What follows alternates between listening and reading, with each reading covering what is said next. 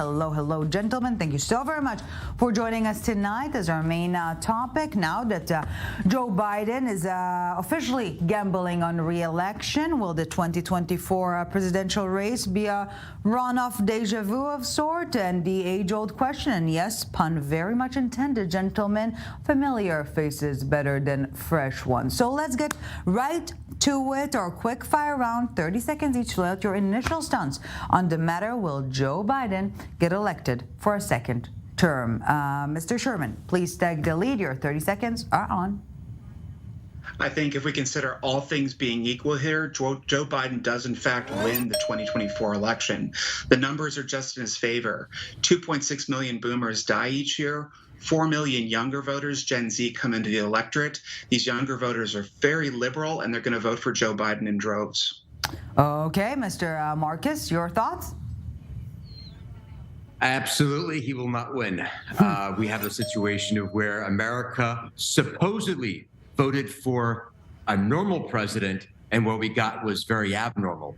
We got a president who basically says, we go woke or we go broke. It turns out we went woke and we went broke. With the worst economy we've had in many years. We've had failure on foreign policy, failure in domestic policy. Americans want to change, and we're going to get it in 2024 with the great Republican president. Last but not least, Marc Schulman, your take? Well, if Trump runs, there's no question Biden will win. I mean, Trump was the worst president in modern American history. Biden has been a good presidency. He has support. I wish he wasn't running. I wish there was someone younger running. But the reality is Trump versus Biden, it's not a question. Competency versus incompetency, sanity versus insanity. So I think without a question, Biden will win if that's the lineup. If it's somebody else, not so sure. But if that's the lineup, that's how it'll work out. Okay, gentlemen, let's feel free to interact from this point onwards. And let's begin from this point exactly that Mr. Schulman just made. Is Biden really the best candidate the Dems can find, Mr. Schurman? I think he certainly, if we look at history, it's positive to have an incumbent candidate run for office. They tend to win. They tend to be harder to unseat. Obviously, that wasn't the case in the last election. But Biden does have some uphill battles against him right now, in large part because of his age, which is an unnecessary thing that people are focusing on. But that being said, the population is very much in favor of progressive ideals right now, very much against certain issues like abortion. So if those issues, those cultural issues, really take hold, Biden will carry. Marc Schulman, when it comes to leadership, Bradley Schurman just mentioned the issue of age here. Is age a burden or an asset? Quite counterintuitive to think it's only a burden. Now, it works both ways. Experience definitely counts. I strongly believe that no one should become president or anything else unless they have an experience beforehand. And Biden has had a lot of experience. We've seen it being very successful. He's had one of the most successful foreign policies of any recent president. Certainly when it comes to Ukraine, he's done what no modern president has done in a generation. He's been a successful president in passing bipartisan legislation. He's done very well because of his experience. Now, does his age a negative? Of course his age is a negative, but that's only a question of how good he is personally. Does he have to run a marathon? Absolutely not. Does he have to make decisions quickly? Sometimes yes, and let's hope he can. Does he bring his experience to the decision making? I certainly think he does. And his knowledge of foreign leaders and foreign events and history, he brings that with him. And I think all those things are important. They're important in a leader. Yes. Do I wish he was, 20 years younger? Yeah, of course I do. So does everybody else. But on the other hand, this is what we have. We have it because he was able to unite the party, and no one is willing to take him on because he's had such a successful presidency. If his presidency hadn't been successful, he would have had people vying to get the Democratic nomination. But from the side of the Democrats, I'm not talking about from the Republican side, but from the side of the Democrats, he's had a very, very successful presidency. So who's going to take him on? A very, very successful president? Why would we take him on? And that's the reality. Yigal Marcus said this Are we living in the same planet? We talked about competence before. This is a person who can't get up at a press conference without cards and pictures and questions and pre-printed ansers to Listen, give the press. you people have been saying he's demented. But the reality is, here's a person who withdrew from Afghanistan in the most disastrous withdrawal since Vietnam. Who set up the Afghanistan withdrawal? Absolutely ruling an economy where people are losing their jobs, where we have inflation that we haven't seen in many generations, except maybe when he started in the Senate or in the middle of the Senate when he was in office for 50 years or something like that. Yeah, this is a successful presidency. Bipartisan? Are you kidding me? Tell me what job losses? What are you talking like. job this losses? Is a person, what are you making up stories about? Job losses have been job gains. Look at the numbers, buddy. Look at inflation. Look at the numbers. Exactly. Look at economic growth. Look at real wage growth is way down because of the ridiculous inflation that he has. Years. What are you kidding? Excuse me. Can I talk? I didn't cut you off. Mark. Okay. The reality is wage down. Real wages are way down thanks to inflation that he himself fueled. So we're looking at a presidency of competency, of success. If that's what he's running on, bring it on, because we're going to bring real ideas and solutions to Americans who desperately need them, not the woke, divisive, and failed presidency that we've had from this president. I haven't heard of not, because you're a Democrat. Because you can't hear. The reality is that we're at a 3.5 unemployment rate right now. Those are the numbers, pure and simple. We haven't slipped into recession. 3.5 of what? 3.5% of what? What is total. The denominator? The lowest it's been. What's the denominator? What's the denominator? How many Americans are working today versus when the numbers were much higher? 9 million jobs remain open today in this country. Inflation is still high, and not making an argument for or against, but we haven't slipped into recession yet. And recession is one of those things that people do watch as an indicator for an outcome of an election. So regardless of your political views here, things are overall fairly steady in the economy right now. Except we have inflation. We have a failed inflation banking system. Is a worldwide phenomenon. That is it's wrong. It's imbalanced. It's imbalanced. Really. Go to Japan. Okay. Great Britain. Go to Israel. Go to anywhere. 0.8%. Okay, gentlemen, let's shift focus for a bit. When it comes to Vice President Bradley Schurman, is Biden sticking with Kamala Harris, or is he stuck with her? I think that's a huge TBD. Obviously, in the announcement video, Vice President Kamala Harris figures prominently in that clip. Whether he keeps her or not is a big question mark. It's not unheard of for presidents to dump their vice presidential candidates at some point. Vice President Harris has not necessarily been popular to the greater populace. And in fact, there are a number of cases where she's made stumbles and in fact embarrass the party, I would say, and embarrass perhaps the nation as well. It'll be time to tell whether he keeps her or not. I think he's most likely to keep her because replacing her is problematic. And I think the answer, he's stuck with her. I don't have anything against her. I don't think she's been okay, but she's made mistakes. But mostly vice presidents are seen and not heard, so to speak, throughout history. And we sometimes say, well, why isn't she more active? Well, generally speaking, vice presidents aren't very active, and a lot of people call it the worst job in Washington. So she's had the worst job in Washington. We could justify and justify. The reality is she was given one major project, and that's to fix the border problems. The border's been a complete disaster. She's given up all hope. She has not even visited the border. This is a complete failed vice president. And if he wants to stick with her, by all means, it's just going to make our job a lot easier. So speaking of your job, Yigal Marcus, which Republican challenger has the best chance of defeating Biden? Or I can also reverse the question, who would Biden rather face? I think Biden would definitely rather face Donald Trump. The nice thing about our party is that we've got outstanding candidates, really across the board, competent people who are of sane mind and healthy and are vibrant and have good ideas for America's middle class, the working class America. So I think we've got a lot of choices. It's going to be a wonderful primary season, learning about them and discovering really good talent in our party. Well, so who will beat Donald Trump, or who is the best? I think if Joe Biden and the Main Street media wanted it their way, it's going to be Donald Trump. Donald Trump would be the easiest person for Joe Biden to beat. When it comes to any of the other candidates, I would be very nervous if I were Joe Biden, assuming he can be cognizant of who the other parties are and what in the hell he's doing. I mean, the big question in an election is this: if the Republicans choose anyone but Donald Trump, will the Trump loyalists come out in any case? In other words, that's the big question the Republicans have to face. That's what they're afraid of, is the fact that the Trump loyalists voted for Trump and will come out for Trump. They may not come out for anyone else. We don't have the answer to that question, obviously. We'll dive in further into this after the break. But before we conclude the first part of our conversation, Bradley Schurman, will Hunter Biden's legal troubles play a role here, or is it, on the sidelines? I think the misgivings of family members always play a role in politics, regardless of Republican or Democrat. It's just part of the game. Will they bubble up to be a national scandal? I still think that's to be determined. They haven't quite gotten to that point yet, despite what some people on the right may say.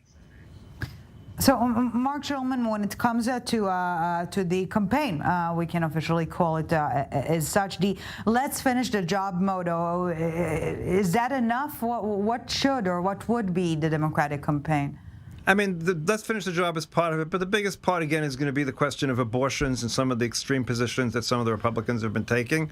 I mean, the Republicans have been shooting themselves in the foot by, after the Dobbs decision, just not leaving it alone completely and having people bring up things like having a judge outlaw medicine and having, DeSantis's Florida legislature vote for a 6-week ban. Every time they bring something else like that, they bring out more Democratic and more young voters. And it's surprising to me, but it's literally shooting themselves in the foot, and the Democrats can run on that and keep on running on that. And the Republicans will keep on shooting themselves in the foot in this area. So unless the Republicans, come to God, so to speak, in a strange sort of way, they're going to really take their party into a place where they're never going to find an exit for. Yigal Marcus, wrap it up for us. I think it's quite straightforward that we have a different vision of America, different solutions. And at the end of the day, we're going to need to paint that picture for Americans and a brighter future and not be stuck in these politics of the old. And at the end of the day, we'll see what happens, but I feel very good about our chances. Okay, we do have a minute left. So Bradley Schurman, if we're talking Hunter Hunter, Trump's rape case making headlines this week. Is this going to affect it, or are we talking a Fifth Avenue shooting type of a scenario here? It just continues to be bad news for the former president. And I think that this reinforces what many women have misgivings about right now, especially those on the left, that the Republican Party is out to get them, whether it's by abortion or by predatory behaviors. The courts will obviously ultimately decide whether the former president is guilty or innocent, but it doesn't help his position amongst women voters.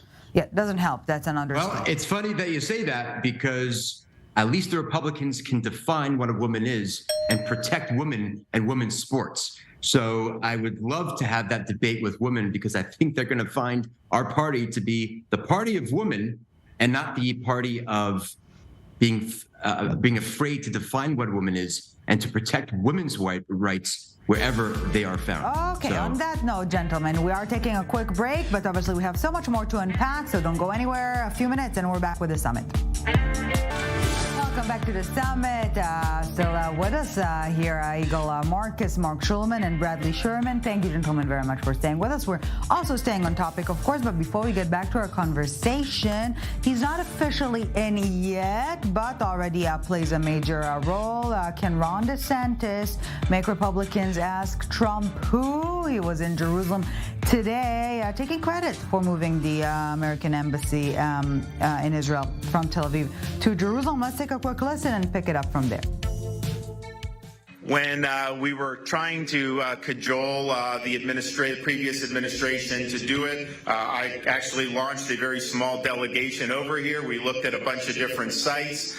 We did a big press conference, announced that this was going to happen. We were confident, and there was all a plethora of possibilities to be able to do it. Part of the thing that really was compelling to me is you see how important these religious sites are to people, not just Jews, but Christians and Muslims. And I I can tell you with Israeli sovereignty over the city of Jerusalem, people have the ability to practice their religion freely. They have the ability to visit those sites freely. Okay, gentlemen, let's get to it. Can DeSantis win over Trump's support base? Another quick fire round, 30 seconds each, and we'll pick it up from there. Yigal Marcus, take the lead, please. Absolutely. Ron DeSantis is a principled, smart, accomplished executive with the charisma to win over the masses. And I do think that as we get through this campaign and people listen to him more and more, they will fall in love with him like many other Floridians have and many other Americans have. And so I'm absolutely confident that if he's our candidate, he will be loved by all, and he will be able to build a pretty big tent for Americans, even outside our party. Marc Schulman, ready to get in love, to fall in love? I don't know about getting in love with him. I mean, he's competent in the sense that he's been run a competent administration in Florida. He has three real problems. Number one, of course, the abortion issue and the fact that he's gone on board with the 6-week ban. Number two, taking on Disney, which seems pretty absurd for a Republican official to take on a business because he doesn't like their politics. And number three, from what I understand, he really doesn't like working the rope line and isn't the sort of politician who loves people. And loving people seems to be one of those things that gets people elected ultimately. So I'm not sure where that's going to take him. Bradley Schurman, your thoughts? I certainly think if we're talking about the primary, he has a very significant uphill battle against the former president, Donald Trump, and candidate for president of the United States. Trump's base seems to be immovable, and you need them to win. In fact, in primaries, you need the tightest coalition, typically of the farthest extreme of the party to win. And I just don't see him having that yet. In the general election, it's a different story if he's able to overcome those high hills that he's got in front of him. So, gentlemen, let's feel free to interact. So if I understand that correctly, from the GOP standpoint, you're suggesting Trump is somewhat inevitable, Bradley Schurman?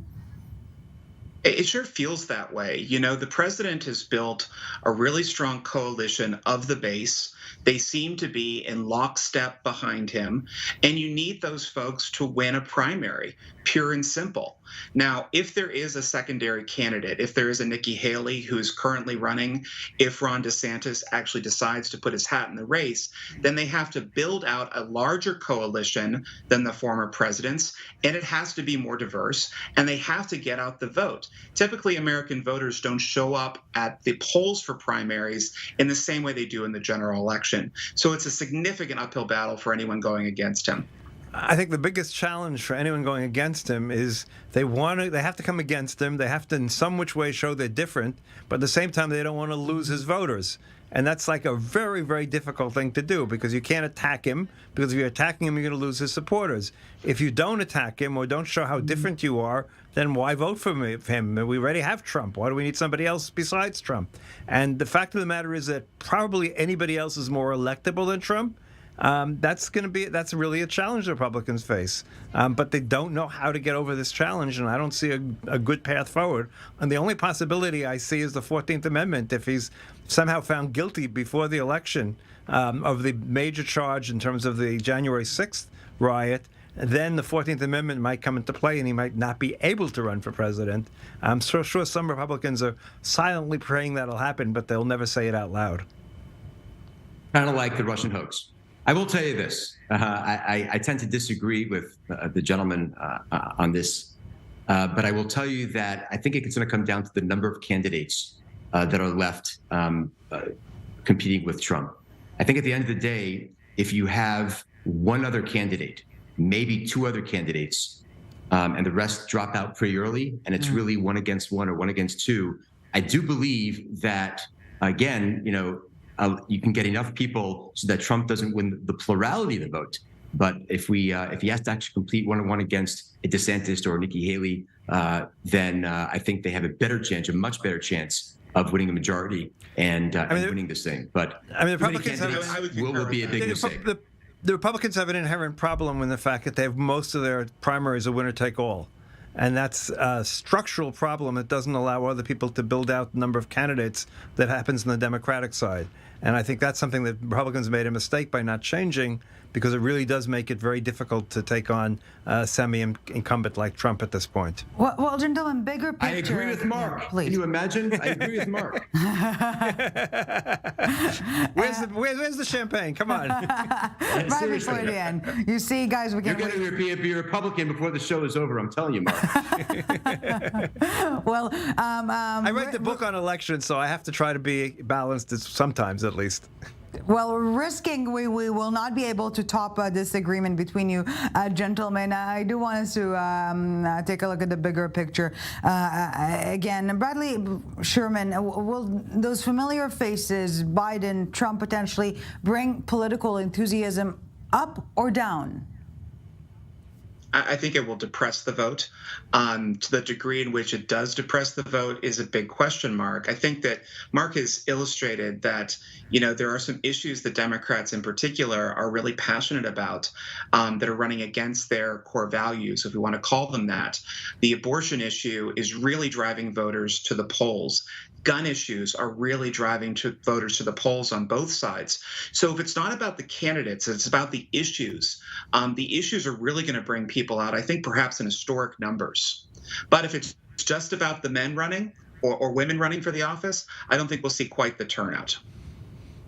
Look, there's no one to really be enthusiastic about, let's be honest. At least in the current picture at the moment, there's no equivalent to Obama or Reagan or somebody in that stature that we all want to run after and be enthusiastic about. And so, people matter in elections.